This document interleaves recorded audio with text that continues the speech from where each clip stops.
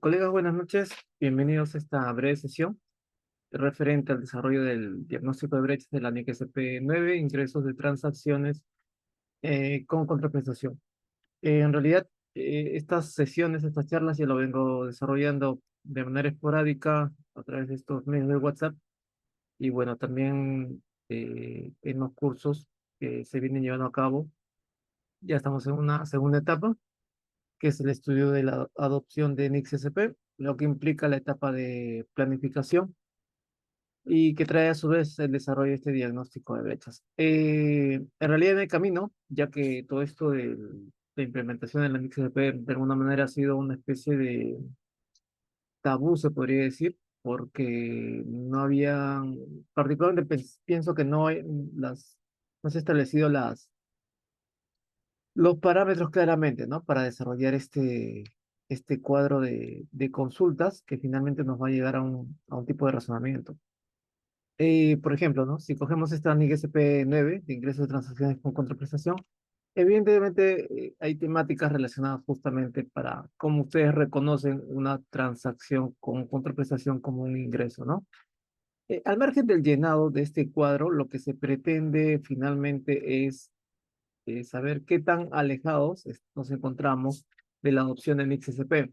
Las NICS-SP finalmente vienen a ser políticas contables, ¿no? Entonces la idea es saber si tienes o no tienes políticas contables, eh, las cuales deben tener un contenido de acuerdo a lo que indiquen estas consultas que ven en pantalla.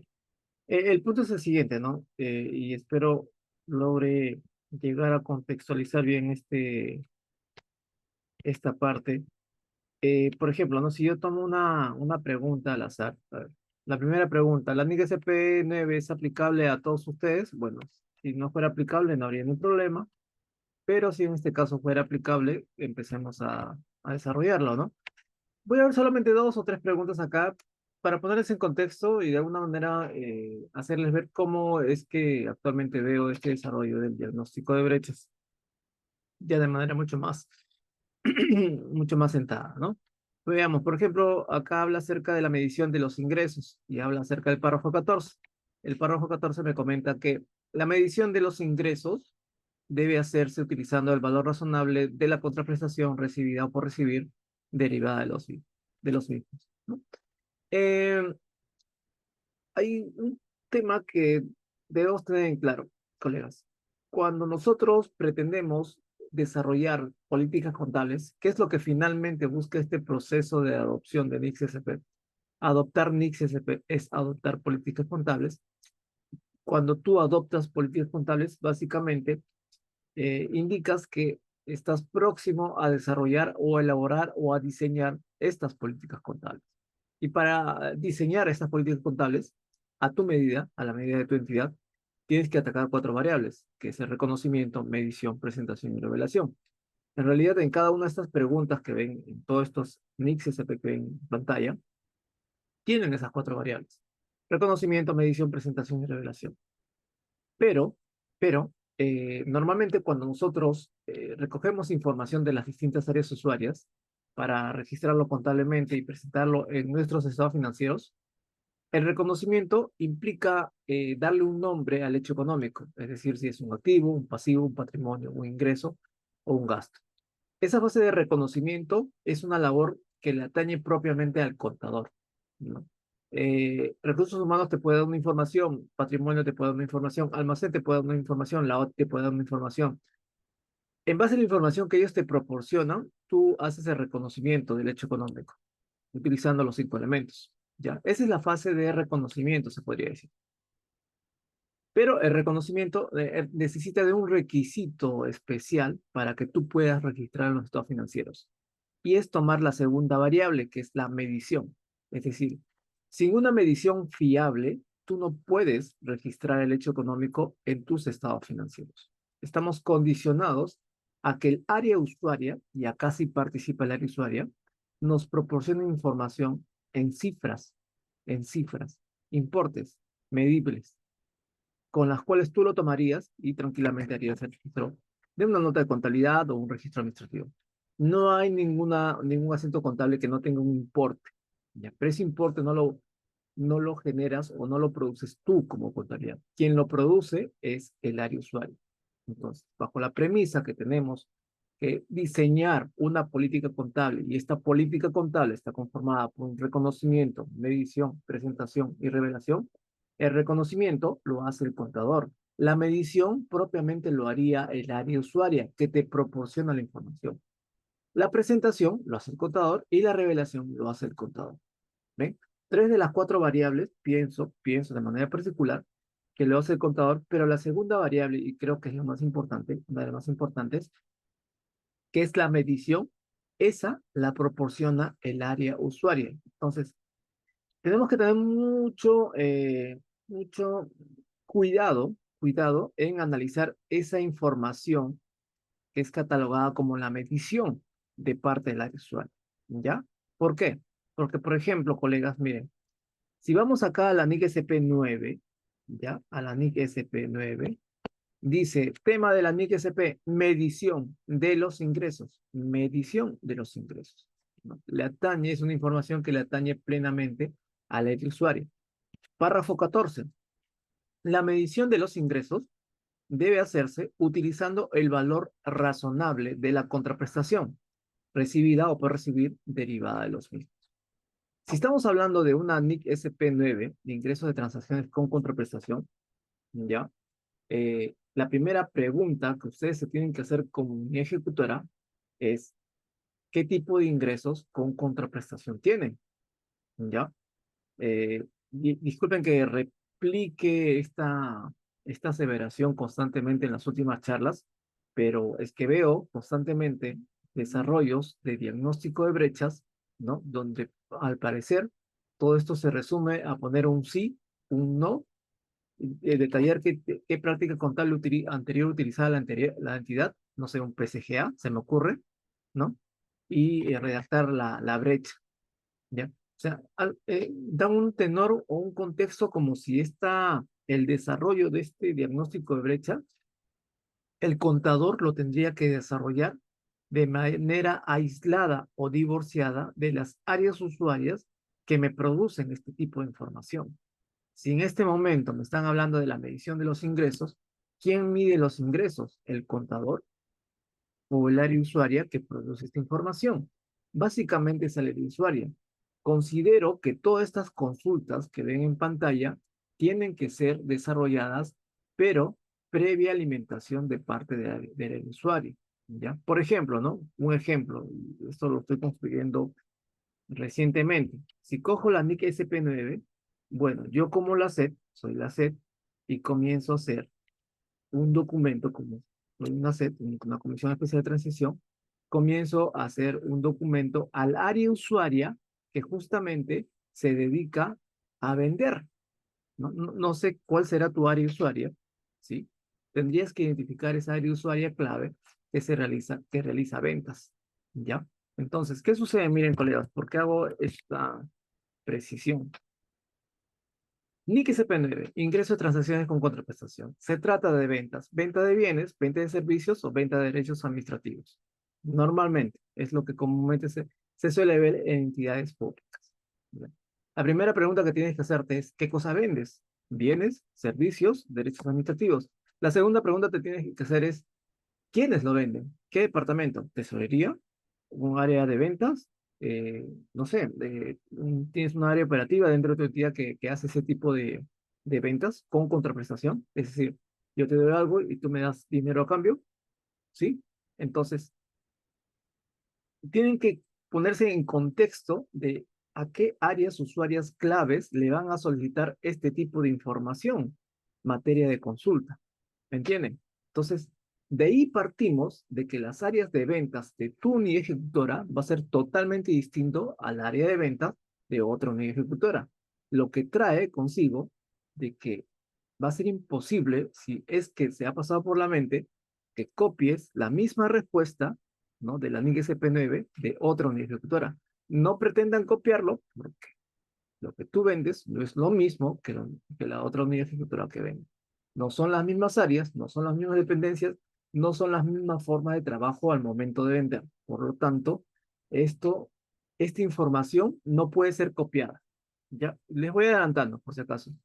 El desarrollo de un diagnóstico de brechas no puede ser copiada. Por más que diga sí, sí, no, no, no, no puede ser copiada de una entidad a otra. Número uno. Número dos, si desarrollas este tipo de consultas, te tienes que alimentar del área usuaria clave que justamente que genera este tipo de hechos económicos, en este caso llamado ingreso de transacciones con contraprestación. Eso me trae a que si yo estoy desarrollando en este momento este diagnóstico de brechas, necesariamente me tengo que alimentar de la información del área usuaria que me genere este tipo de información. O sea, no puedo desarrollar este cuadro, si no recojo información de ese área usuaria. Es imposible. Entonces, no podría desarrollar un caso práctico si no tuviera al lado a esa área usuaria. Y disculpen que replica este tema, pero no hay forma de dar un curso de capacitación de diagnóstico de brechas sin que te alimentes de información de una área usuaria en común que genere este hecho. No hay forma. O sea, no es una labor aislada del contador sin estar en coordinación con sus áreas usuarias. No hay forma. No lo veo así. Porque finalmente lo que se trata es de diseñar políticas contables. Y las políticas contables deben originarse desde el área usuaria, no desde contabilidad, desde el área usuaria que genera este tipo de hechos económicos.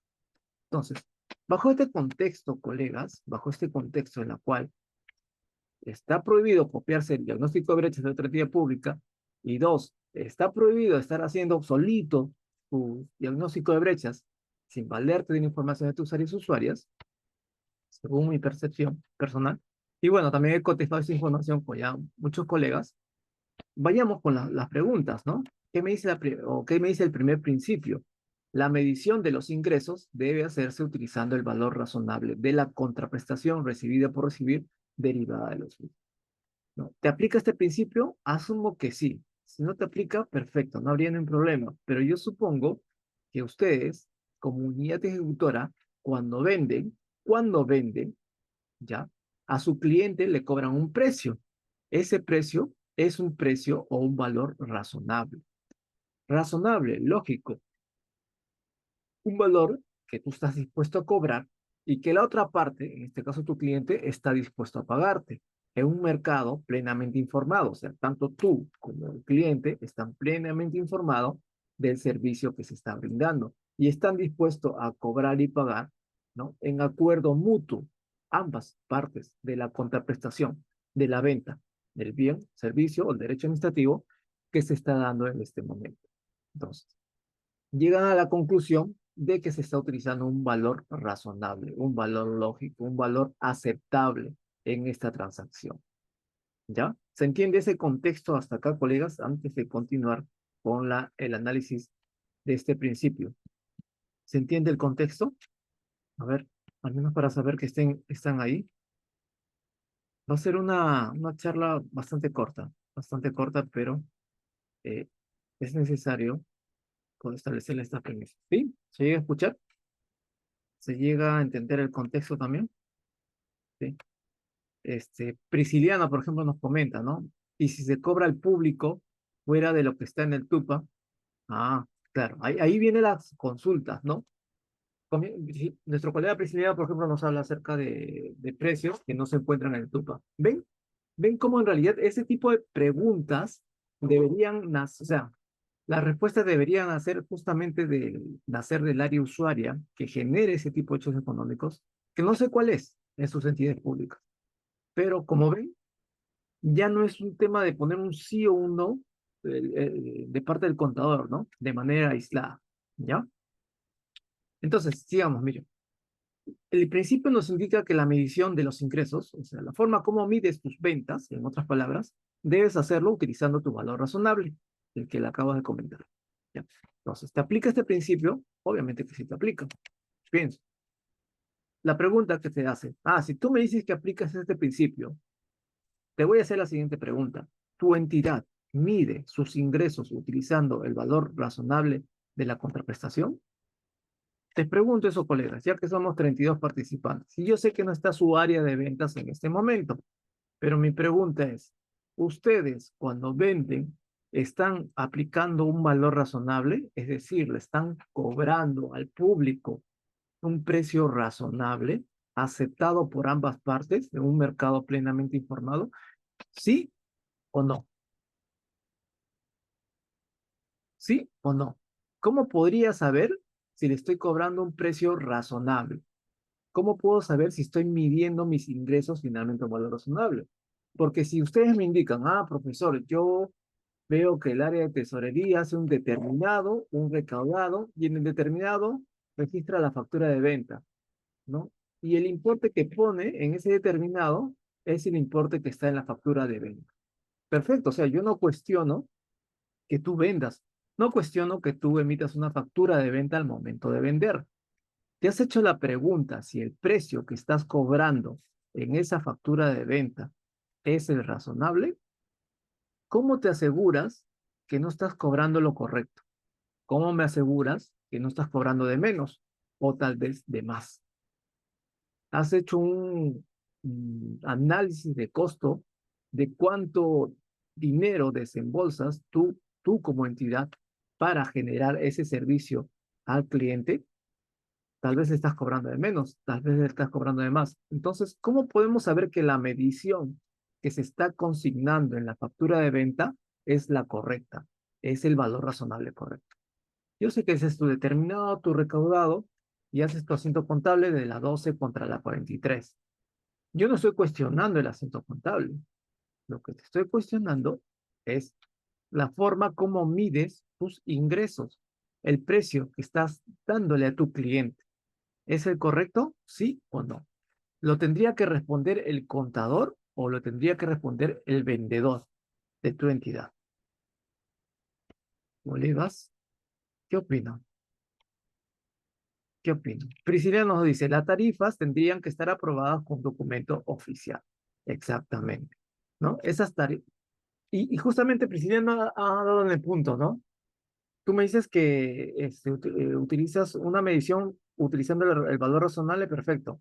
Lo primero que tienes que pedir es tu listado de ventas. ¿Qué cosa vendes? Lo segundo, tu tarifario. ¿Cuánto cobras por cada venta de bien, servicio, derecho o tasa administrativa que utilizas? Lo tercero es averiguar si efectivamente ese precio, ese valor razonable, está actualizado, va de acuerdo con la realidad, ¿no? Y es considerado como un valor razonable. Por eso que te preguntamos, ¿tu entidad mide tus ingresos utilizando el valor razonable de la contraprestación? ¿Quién lo tiene que responder? ¿El contador o lo tiene que responder el vendedor de tu unidad ejecutora? Particularmente, considero que debe ser el área de ventas, ¿no? No el contador.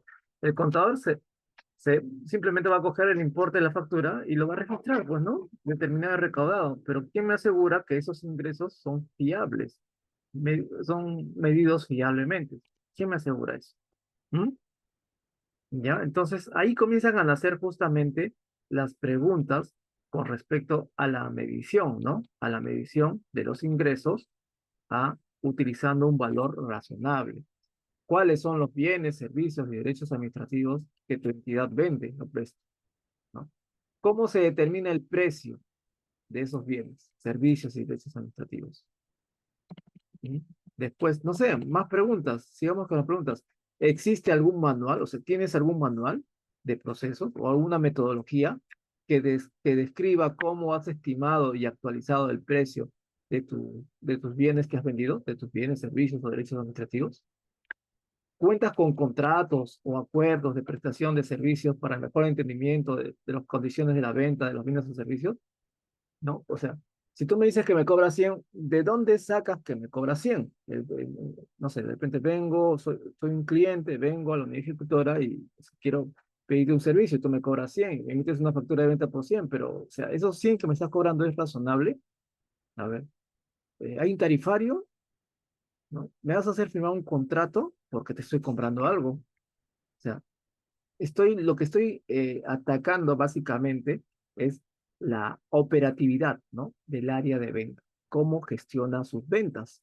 Y sobre eso, recién puedo argumentar tranquilamente si mi entidad mide sus ingresos utilizando el valor razonable de la contraprestación recibida o por recibir, ¿sí? Cumple con este principio. Muchas veces me han dicho, ¿no? En las clases que estamos llevando actualmente, me dicen, profesor, pero desarrolla el cuadro, ¿sí o no? Yo no podría responderte si sí o no. A quien tendrías que preguntar ese sí o no es justamente a tu área de ventas.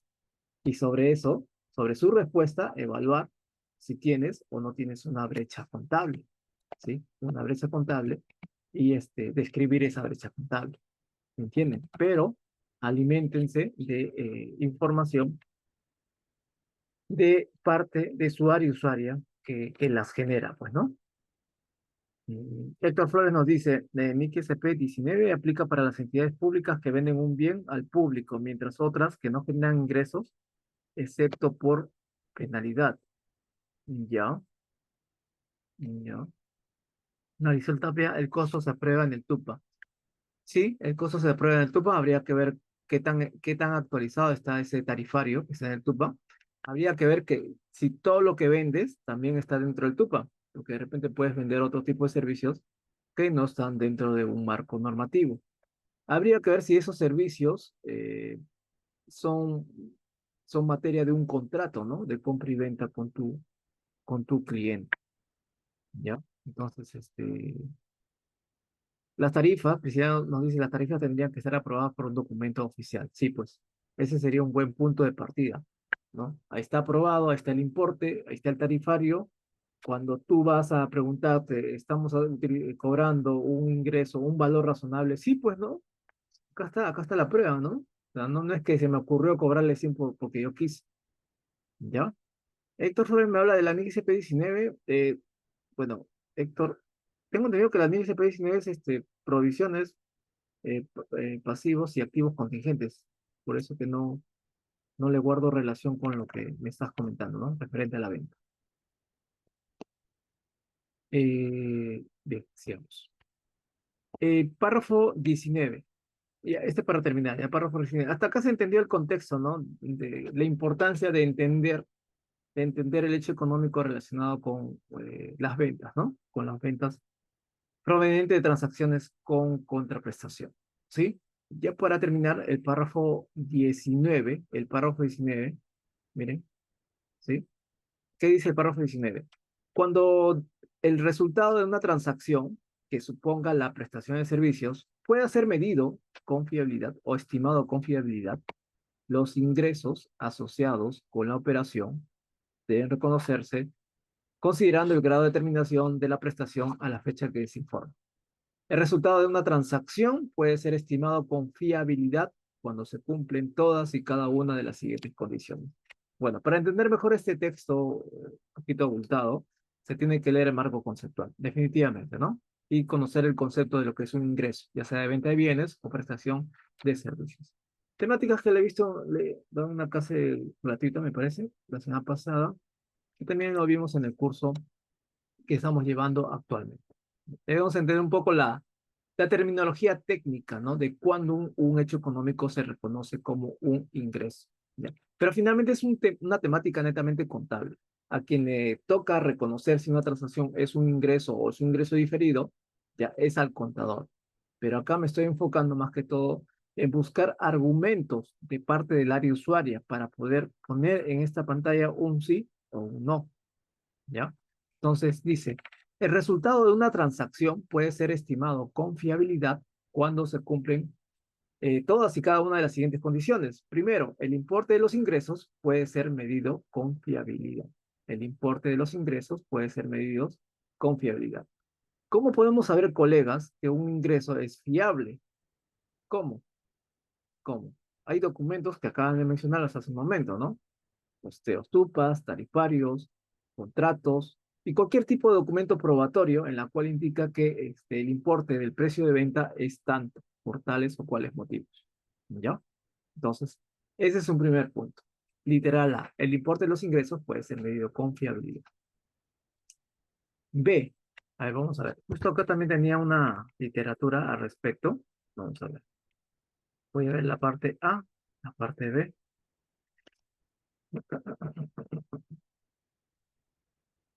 Vamos a ver. Esto estaba... Acá está. Cuando el resultado, a ver, vamos a ver, cuando el resultado de una transacción que suponga la prestación de servicio puede ser estimado con fiabilidad, ¿ya? te indica que para que se cumpla esa premisa, el importe de los ingresos puede ser medido con fiabilidad. O sea, ¿cómo sabemos que el importe del ingreso es fiable? ¿Cómo? ¿De qué manera? ¿De qué me avalo? ¿Que mi factura de venta?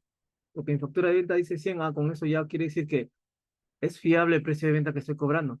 Debe haber otro tipo de medios probatorios, ¿no? Por ejemplo, la entidad cuenta con un listado de servicios que presta. Eso es lo primero, ¿no? ¿Qué servicios prestas? ¿Cuentas con contratos o acuerdos de prestación de servicios para entender mejor entender pero mejor, perdón, los términos y condiciones de la venta? ¿No? Ahí te indica cuánto cuesta, ¿no? Y por qué motivo cuesta el precio que está indicado. Ahora, los precios de los servicios están claramente establecidos en el contrato y son medibles con precisión. Qué sé yo, hay una serie de consultas que te hacen ver si efectivamente el importe de los ingresos son medidos con fiabilidad. Existen tarifas establecidas, ¿no? O contratos que especifiquen los importes. O sea, ¿de dónde me sacas que me estás cobrando 100? ¿Me entienden? Acá son preguntas netamente de gestión que se le hace al área de ventas, ¿ya? Para saber justamente esta primera premisa, que el importe de los ingresos puede ser medido con fiabilidad. El segundo literal, perdón, habla acerca de que, literalmente dice lo siguiente, ¿no? A ver, veamos. Es probable que la entidad reciba beneficios económicos o un potencial de servicios derivados de la transacción. Es probable que la entidad reciba beneficios económicos o un potencial de servicios derivado de la transacción. Decir beneficios económicos es decir entradas de dinero, ¿sí?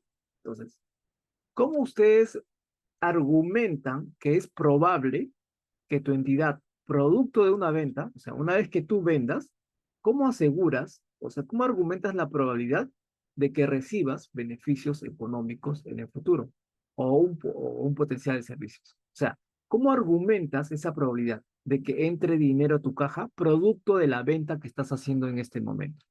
¿Cómo? ¿Cómo? ¿De qué manera, colegas? ¿Cómo te asegurarías que tu cliente te va a pagar? ¿Mm? ¿Te has hecho la pregunta? Si existen riesgos de que el cliente no pueda pagar el servicio que tú le estás vendiendo, ¿tenemos garantías o algún tipo de aval que aseguren el pago de parte del cliente? O sea, ¿cómo aseguras la probabilidad de recibir ese beneficio económico proveniente de esa venta? ¿Mm? Y así, ¿me entienden? O sea, hay una serie de preguntas que le tendrías que hacer al área usuaria de tal manera que se asegure esta segunda variable, ¿no? La probabilidad de que tu entidad reciba beneficios económicos en el futuro. Y así, por cada variable que ustedes vean acá, ¿ya? Ustedes van a hacerle preguntas al área usuaria que genera ese tipo de información. Entonces, eh, entonces, eso era más que todo el tenor que quería comentarles, colega.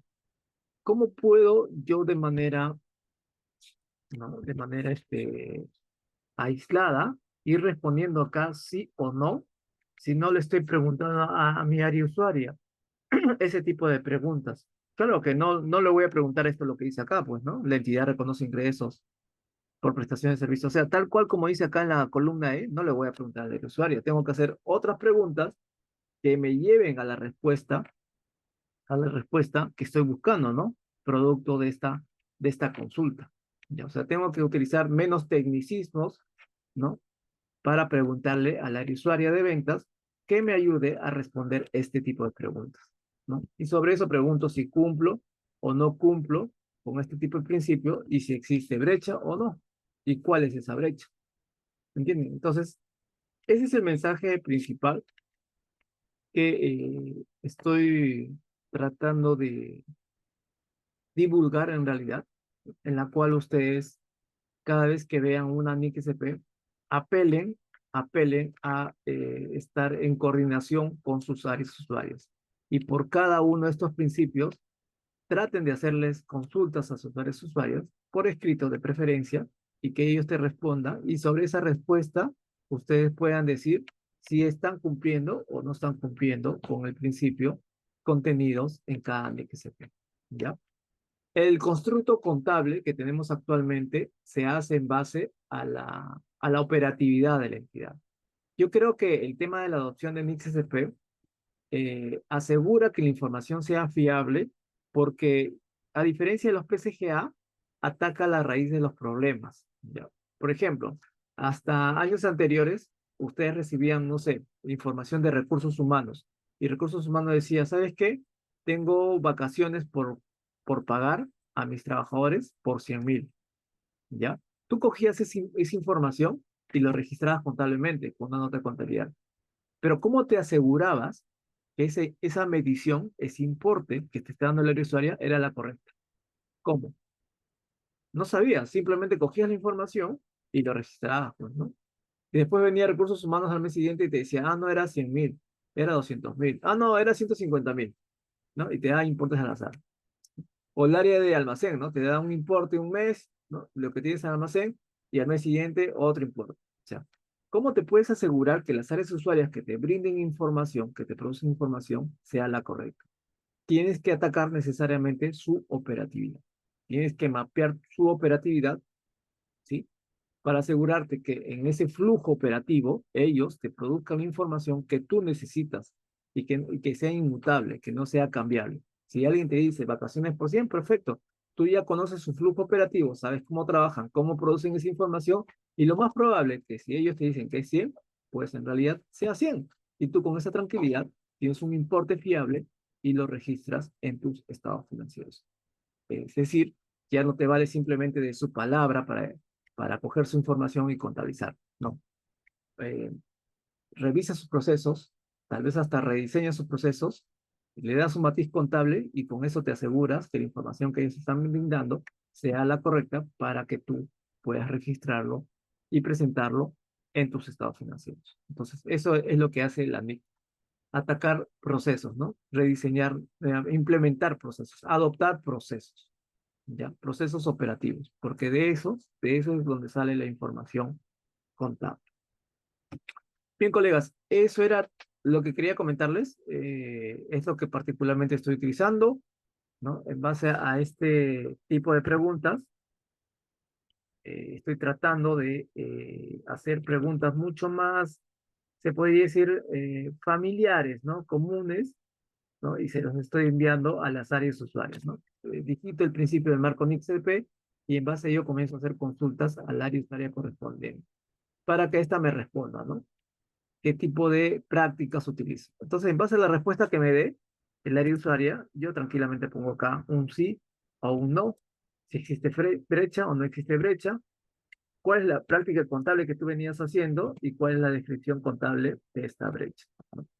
En cuanto a práctica contable, colegas, ustedes saben que a nivel nacional, y he hecho una estadística, ustedes tienen una nota número 2 a los estados financieros que dice principios y prácticas contables, pero básicamente registraban esa nota número 2 por cumplir, ¿no? Por cumplir. En realidad no utilizaban esa práctica contable.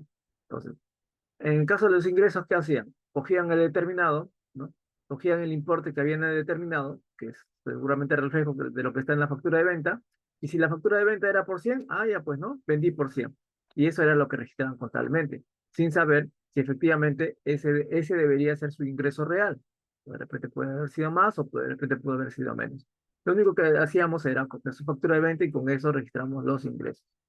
Pero pero ahí no estamos validando si efectivamente esos ingresos son o no son razonables, ¿ya? ¿Por qué? Porque nunca nos inmiscuíamos en la operatividad del área de ventas para saber eso, ¿ya?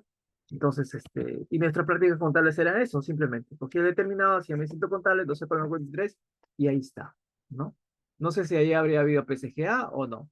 El punto que no es un registro, se podría decir, fuerte, pues, ¿no? Fuerte como para saber si efectivamente estoy registrando información útil para la toma de decisiones.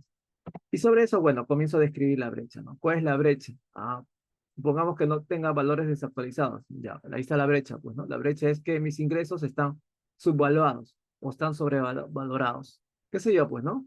De acuerdo a cómo tengas tu tarifario, qué tan actualizado o desactualizado esté ese tarifario. Sobre eso, la brecha contable se va ampliando, pues, ¿no? Se va ampliando.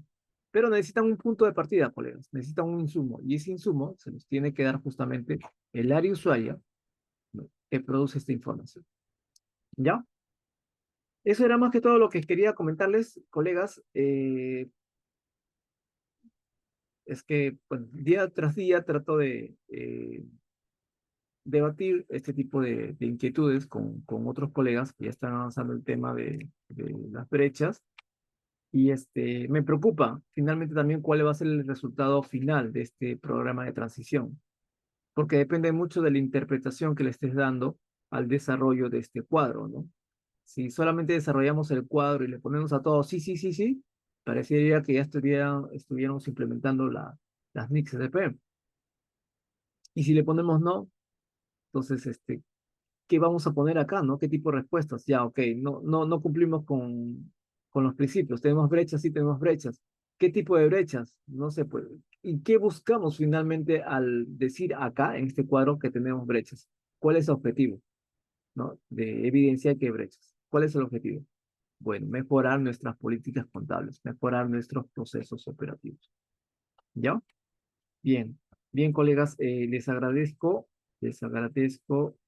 la participación el día de hoy. Diego nos dice, profesor, ¿puede hacer una clase más del F4? Ah, no, bueno, esta temática es básicamente en XCP. El F4 ya se trató o pueden conversarlo por interno, a los grupos de WhatsApp, pero ya es una clase que en su momento ya se dictó en las clases pagadas, ¿no? En las clases pagadas. Hay clases pagadas y clases de manera gratuita, pero lo que se busca en ambas clases finalmente es ponerles en contexto del desarrollo de, bueno, los diferentes requerimientos que nos pide la DGCP. Espero les haya gustado la sesión del día de hoy y nos vemos hasta una próxima oportunidad. Y ya saben, coordinen con sus usuarios y usuarias, coordinen con sus usuarios y usuarias y coordinen con sus usuarios y usuarias. No hay otro camino para ir llenando este diagnóstico de brechas. Buenas noches a todos.